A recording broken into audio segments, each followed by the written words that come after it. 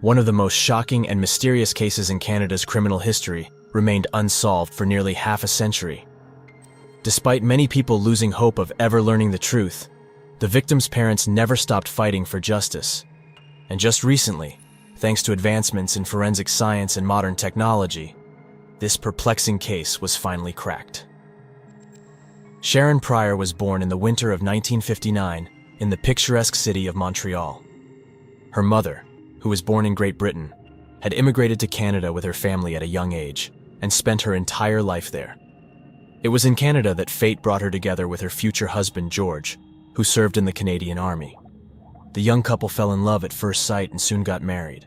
Shortly after, their firstborn child, Sharron, came into the world. Just a couple of days before the little girl's second birthday, her mother gave birth to two more children, twins, named Doreen and Maureen.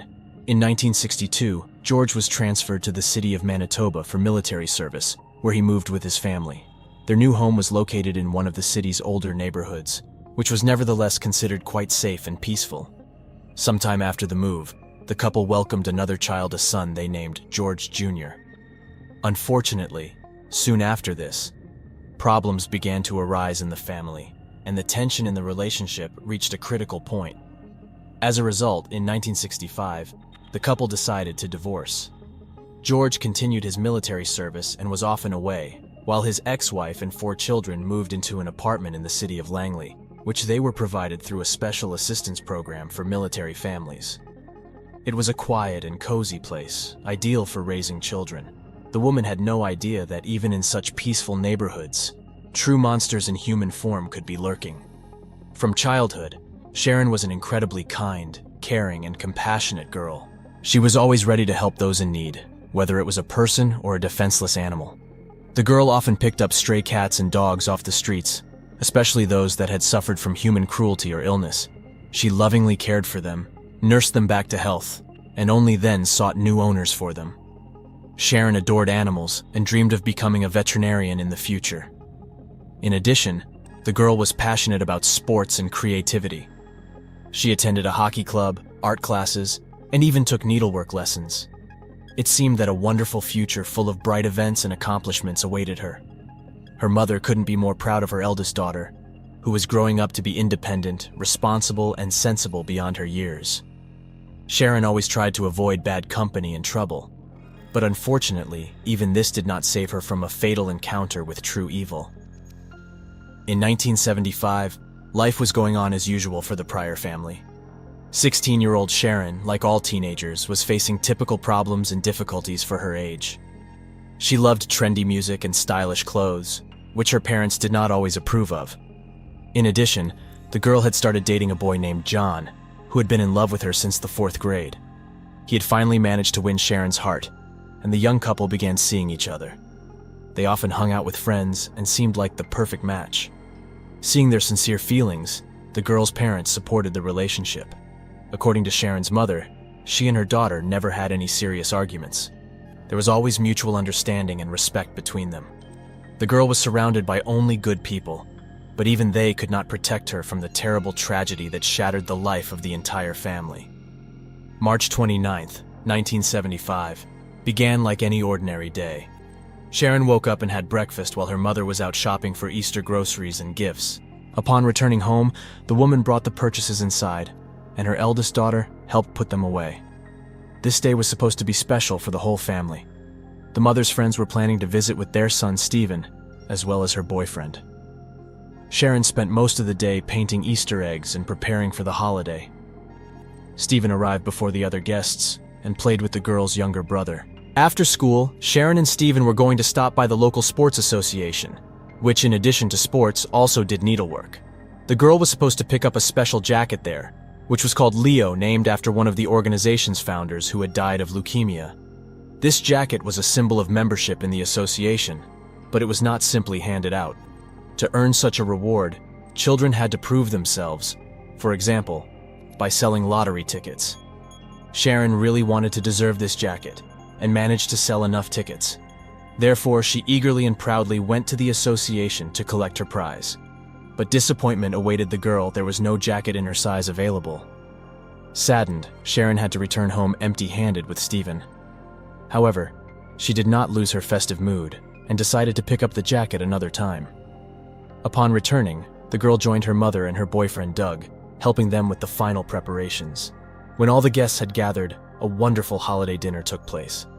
Afterward, Sharron and her mom hid painted eggs around the house for the younger children to have fun searching for later. Then the girl asked her mother for permission to go to the local Marina Pizzeria, which was a popular hangout spot for teenagers and was located not far from their home. The woman had already allowed her daughter to go there with friends many times before, so this time was no exception. Sharron went to her room to get ready. Around 6 o'clock in the evening, a neighborhood girl stopped by the Prior's house. She sat with Sharron and chatted while the latter was getting dressed to go out. Our story's heroine borrowed one of her mom's sweaters and put on her favorite suede jacket. At 6:30, the girls left the house. But Sharron went to the pizzeria alone. The neighbor changed her mind about accompanying her. The girls said goodbye and each went their separate way, one home and the other to meet up with friends. A whole group of young people had already gathered at Marina, waiting for Sharron. But for some reason, she did not show up at the appointed time. The teenagers figured the girl had simply decided to take a little walk with her boyfriend John, so they continued their merry feast, unaware that something bad had happened. At this time, John and a few friends were at home watching a hockey match. When the game ended, the boys also headed to the pizzeria, hoping to find Sharron there. But she never came. John was extremely surprised because he hadn't seen his girlfriend since school and had no idea where she could be. Like the others, he thought that after the match, he would definitely find Sharron at Marina.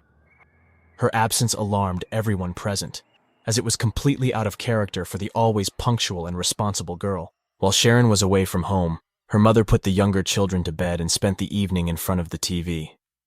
The woman began to worry that her daughter had still not returned, even though she should have been home a long time ago. However, she decided not to panic prematurely, assuming the girl had simply lost track of time in the company of friends or with her boyfriend. The mother remained waiting in the living room so as not to miss the moment when Sharron would finally come home. But the hours passed, and the girl was still nowhere to be seen. Around midnight, the woman could no longer contain her fear, as there was still no word from her daughter. It was awkward to call her friends at such a late hour, so the mother had to wait until morning, periodically glancing out the window in the hope of seeing Sharron. At the first light of dawn, the alarmed woman began calling her daughter's acquaintances, hoping to find out where she might be. But neither her girlfriends nor boyfriend John had any idea about the girl's whereabouts. The mother's worst suspicions were confirmed that evening. Sharron had not made it to the pizzeria. The neighbor girl with whom they had left the house together confirmed that she had parted ways with Sharron on the street and had not seen her since. A conversation with Mary, Sharron's closest friend, further heightened the anxiety. From her, the mother learned that after 7 o'clock in the evening, an attack had occurred near the pizzeria on a 23-year-old woman named Cheryl Roy. An unknown man had lunged at her with a knife, but luckily, there were people passing by at that moment. Hearing the victim's screams, they scared off the attacker, and he fled in the direction from which Sharron was supposed to come. According to witnesses, it was a tall, dark-haired man with blue eyes and a mustache. He spoke in a quiet, calm voice and was wearing a ski jacket, blue jeans, and pointed-toe shoes. Hearing these details, Sharron's mother was seized by panic. She realized that the place and time of the attack exactly coincided with the route her daughter usually took. The woman immediately went to the police, but the detectives were in no hurry to jump to premature conclusions. Instead of immediately accusing someone of the crime, they decided to launch a large-scale search operation without delay. Hundreds of concerned citizens who learned about the girl's disappearance joined the search. They were given a photo and description of the 16-year-old schoolgirl and combed every corner in the hope of finding her. The mother appeared on local television to tell the community about what had happened. She begged anyone with any information to report it to the police and help find her daughter. Unfortunately, the search yielded no results. Several days passed, but no leads on Sharron's whereabouts emerged. The mother continued to believe that the girl would return home safe and sound. The police tried to maintain hope in her, although they themselves understood that after the critical 48 hours, the chances of finding the teenager alive were rapidly dwindling. Sharron had no reason to run away from home, no conflicts with her parents, or problems at school. Her boyfriend John was a decent young man, and their relationship was filled with love and understanding. He definitely could not have hurt the girl. And in general, Sharron did not have conflicts with anyone and stayed away from bad company. That is why, at the beginning of the investigation, the police had neither suspects nor leads. Attempts to locate the knife-wielding man seen in the area also proved fruitless. The tense silence dragged on, exhausting the missing girl's mother, who continued to hope for a miracle. On the morning of April 1st, around 6 o'clock, the woman woke up and looked out the window. What she saw seemed extremely suspicious to her. A young man came out of the house of Sharron's friend, crossed the street, and took the newspaper left on the doorstep of their home. Gripped by a bad premonition, the mother called out to him, trying to understand what made the guy get up so early and steal someone else's newspaper. But instead of answering, he only quickened his pace, hurrying to leave. The woman ran out into the street and caught up with the young man. He tried to hold onto the newspaper, but the distraught mother snatched it from his hands. The guy shouted, begging her not to look, but it was too late. On the front page was a photo of a girl's body found in the snow just a few minutes' drive from their home in the suburbs. The woman was shocked not only by this terrible news, but also by the fact that the police had not informed her, even though they should have. She learned the truth much later than her neighbors, who had read the morning papers. The mother tried to convince herself that the deceased was not Sharron, but simply some schoolgirl who resembled her. Finally composing herself, she called the police to dispel the chilling suspicion. The detectives replied that they were not yet certain of the victim's identity and invited the woman to come for identification. She was so horrified that she could not bring herself to do it, so she asked her ex-husband to go in her place.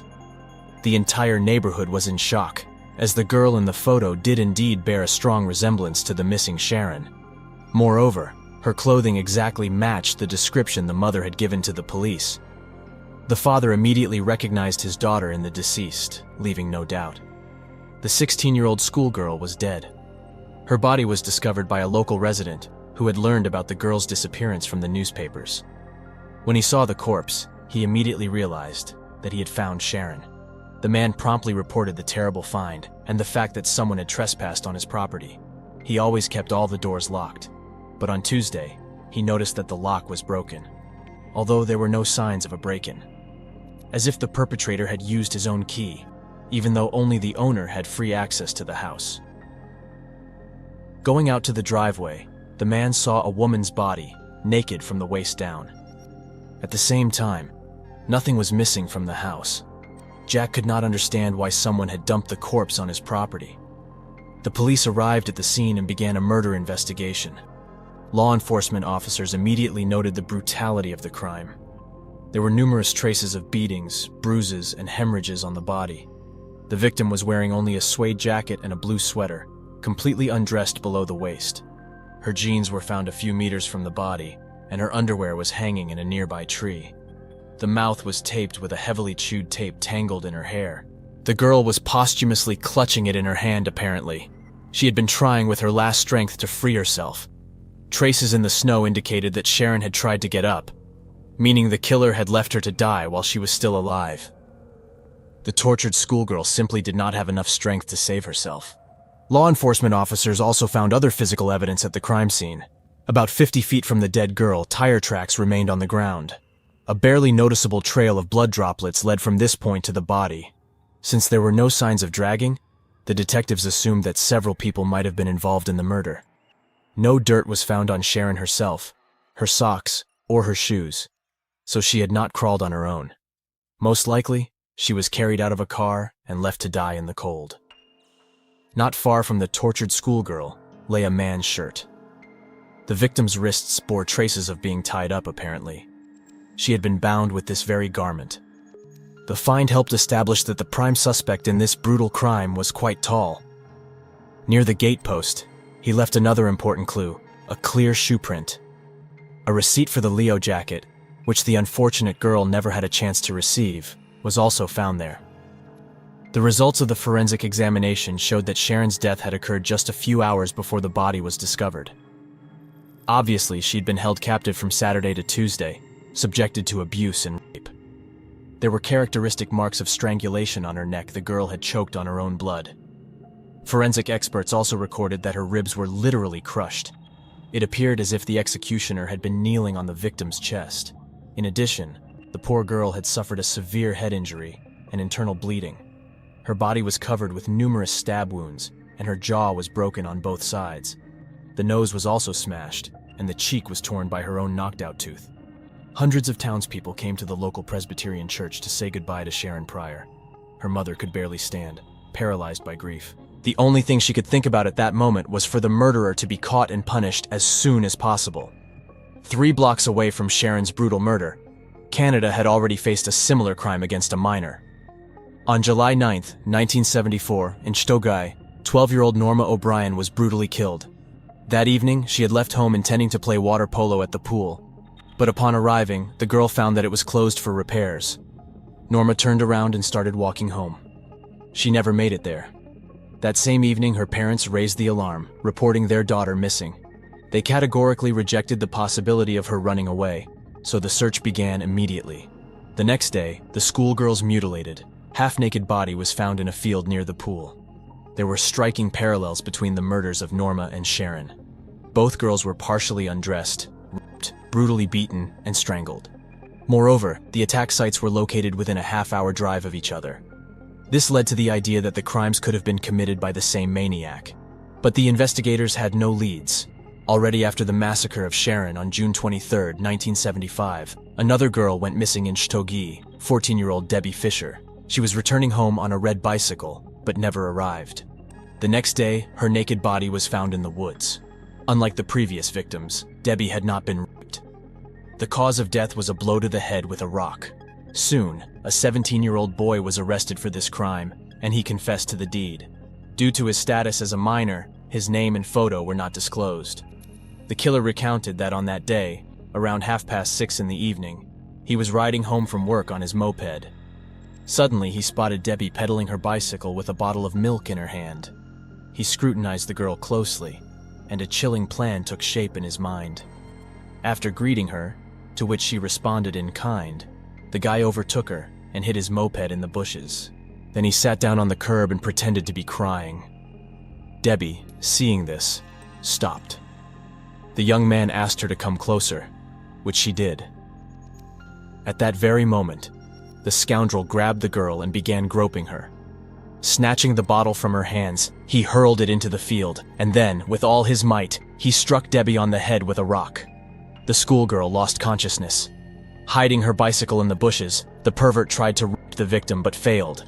Enraged by the setback, he hit the girl with the rock once more. Debbie died from the injury sustained.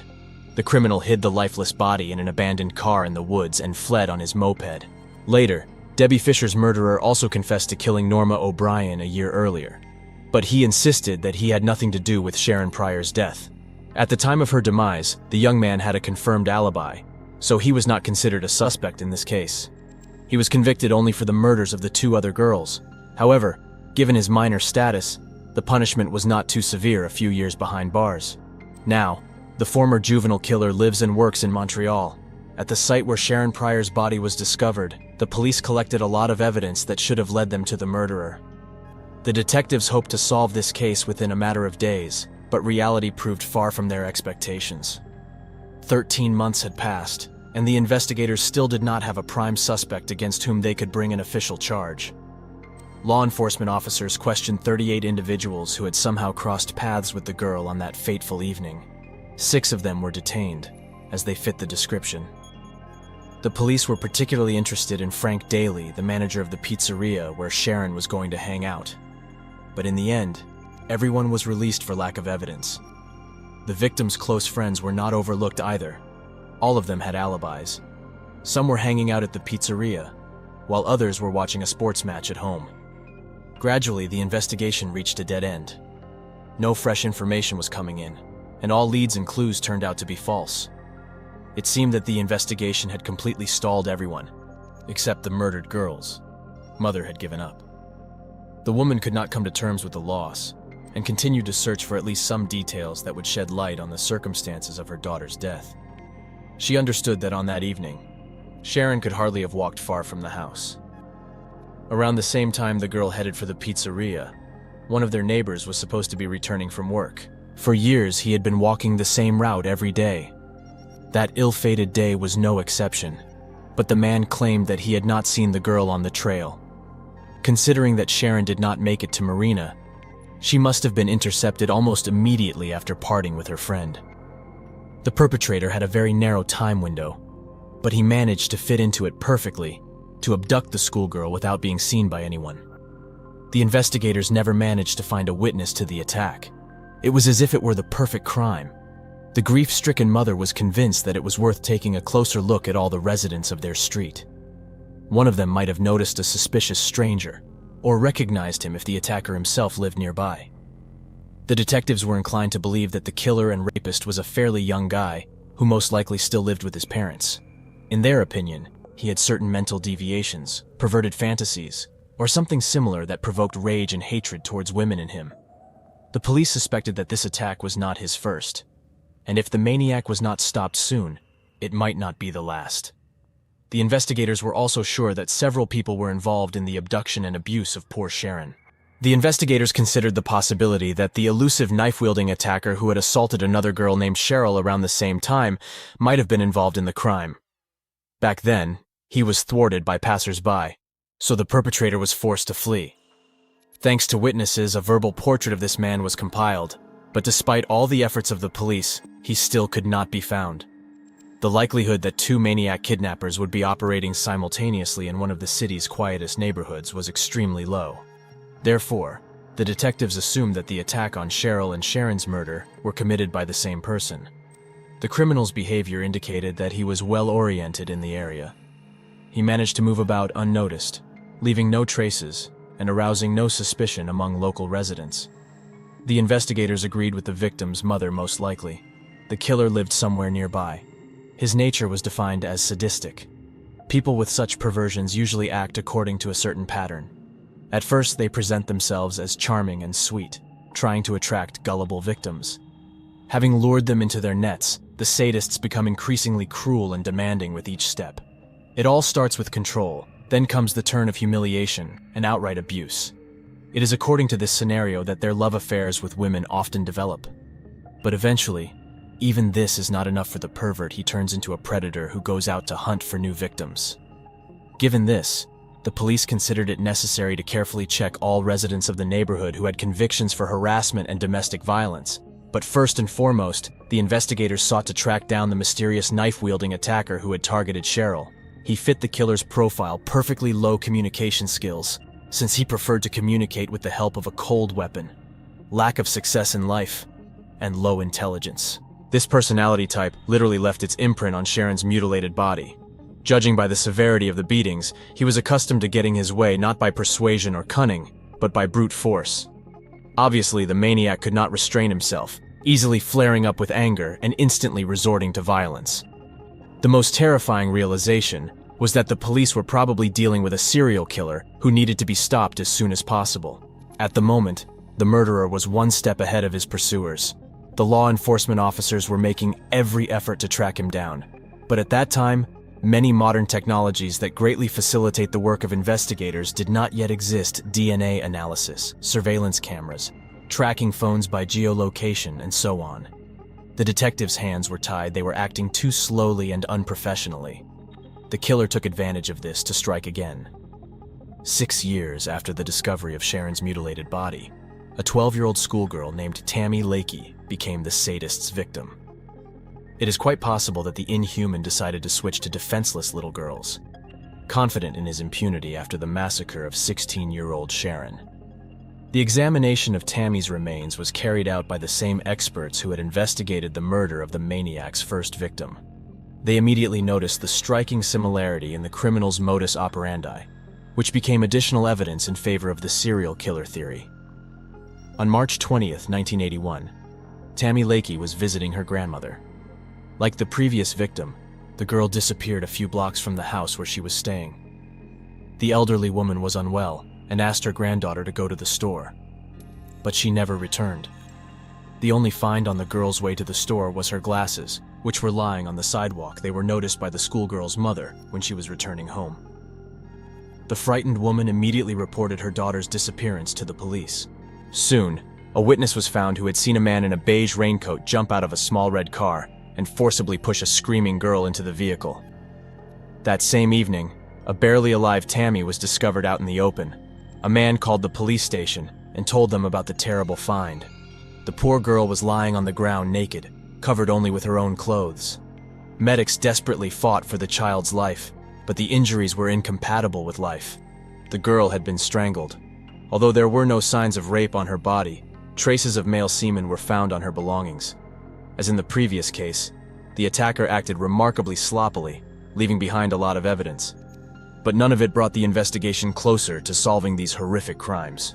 Despite the persistent efforts of the detectives, the investigation reached a dead end. At this time, similar attacks on young girls and little girls were also taking place in neighboring regions of Canada. In particular, in 1978, the body of 17-year-old Lisa Blais was found dead in Montreal, just a few meters from her own home. Early in the morning, she was returning from a disco club when someone hit her hard on the head, raped, and killed her. The perpetrators of this crime were never found. There were so many similar cases that the police were simply lost in speculation as to whether all these cases were connected. In 2000, Sharron's mother turned to the police once again. The woman insisted on reanalyzing all the materials in her daughter's case. In the quarter century that had passed since then, science and technology had made a huge leap forward. Forensic scientists had at their disposal new, more effective, and accurate methods, particularly DNA analysis. But the answer that the grief-stricken mother received by mail a week later struck her to the very heart. It turned out that most of the physical evidence collected in the year of Sharron's death had mysteriously disappeared back in 1995. Among the few surviving items were only the girl's clothing and that of the alleged suspect. Forensic experts carefully examined the man's shirt found at the crime scene. They managed to isolate a DNA sample that did not belong to the victim herself. However, even after cross-referencing with the genetic profile database, no match could be found. The obtained biological material was carefully preserved for future comparison with samples from potential suspects. Later, this find became the key to solving the chilling case. In June 2004, the police received information about a garage where the killer might have held Sharron captive. The detectives immediately went to the site, but despite a thorough search, they could not find a single piece of physical evidence that would tie the premises to the crime. Law enforcement officers seized 3 DNA samples, but none of them matched either the genetic material of the deceased schoolgirl or the biological traces on her clothing. In the end, this lead was deemed unpromising. The next unexpected turn in this high-profile case occurred in 2012. An unknown benefactor publicly announced a substantial monetary reward as much as $10,000 for any information that would help track down the brutal murderer who had taken the lives of 2 young girls. This event suggested that the investigation had made progress, and the police had some new data at their disposal. For the convenience of all concerned citizens who would like to share their guesses and speculations with law enforcement, a special telephone hotline was opened. Although the investigation continued, as dozens of times before, no breakthrough was achieved. The investigators returned once again to the unsolved episode with the attack on Cheryl, hoping to finally establish the identity of the perpetrator. The girl who had chased away the knife-wielding attacker and managed to get a good look at his face agreed to undergo a hypnosis session. In an altered state of consciousness, she was shown photographs of various men, including the infamous serial killer William Patrick Fife. It was him that the witness identified as bearing a strong resemblance to that man. Patrick turned out to be a Canadian maniac whose guilt in the deaths of 5 women in Montreal was proven in court. Although he himself claimed that he had at least 9 victims, the rest of the bodies could not be found. The detectives had long suspected that Fife might be involved in the murders of young girls and had tried in every way to find a connection between him and these chilling crimes. However, the experienced murderer persistently denied his guilt, claiming that he had first taken someone's life no earlier than 1979. Recall that Sharron was brutally killed back in 1975. The charges against Patrick in this case remained mere assumptions. Later, law enforcement officers tried to link the deaths of the schoolgirls with other dangerous Canadian criminals. Suspicion fell on Mike French, a member of the notorious Montreal motorcycle club, the Satans. In 1975, when the bloody massacre of Sharron took place, Mike lived in the same area, and 2 years later, he moved to another city with his parents. French acquaintances characterized him as an extremely aggressive and cruel person, quite capable of killing a child. There were even several witnesses who allegedly heard Mike boasting about his involvement in Sharron's brutal murder. But here, too, fortune turned its back on the law enforcers. In November 1982, during a bloody showdown between rival gangs, French was shot dead. He took all the secrets about his possible involvement in the attacks on the girls to his grave. By the way, the police failed to solve his own death as well. But all these versions remained nothing more than theoretical speculations, which had no solid evidence to support them. The inconsolable Prior family was extremely disappointed with the unprofessionalism of the investigators, who were unable to establish the identity of the real killer. The relatives of the deceased girl swore to seek just punishment for the scoundrel who had abused their child until their last breath. Sharron's mother viewed this grueling fight not only as a matter of honor for her family, but also as a moral obligation to all parents whose children were ruined by perverts and sadists. In 2019, the disconsolate woman took part in the filming of a TV show, along with 9 other families devastated by similar tragedies. They publicly accused law enforcement of incompetence and negligence. Police representatives refused to be present in the studio during the interview. The long-awaited breakthrough in this high-profile case did not occur until June 2022. Thanks to the latest advances in genetic genealogy, experts managed to find a DNA profile in the database that matched the sample taken from the man's shirt at the scene of Sharron's murder. The most likely owner of the genetic material turned out to be Franklin Romine, who had died under mysterious circumstances back in 1982. His remains had to be exhumed to carry out all the necessary analyses. On May 23, 2023, the connection between the biological traces found at the crime scene and the DNA of the late Franklin was officially confirmed. Romine's appearance fully matched the characteristics of the suspect provided by witnesses.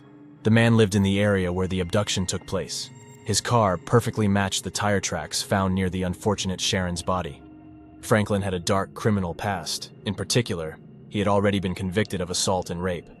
All these facts finally allowed the dots to be connected in this chilling story. There was no one to put in the dock, of course, but at least the investigators were able to officially close the case and inform the victims' relatives who had committed this heinous crime.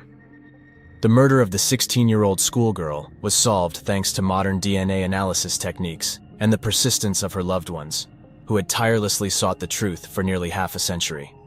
This is where our today's episode comes to an end. I invite you to share your impressions of this extraordinary story in the comments. Thank you for your attention, take care of yourself, and see you next time on our channel.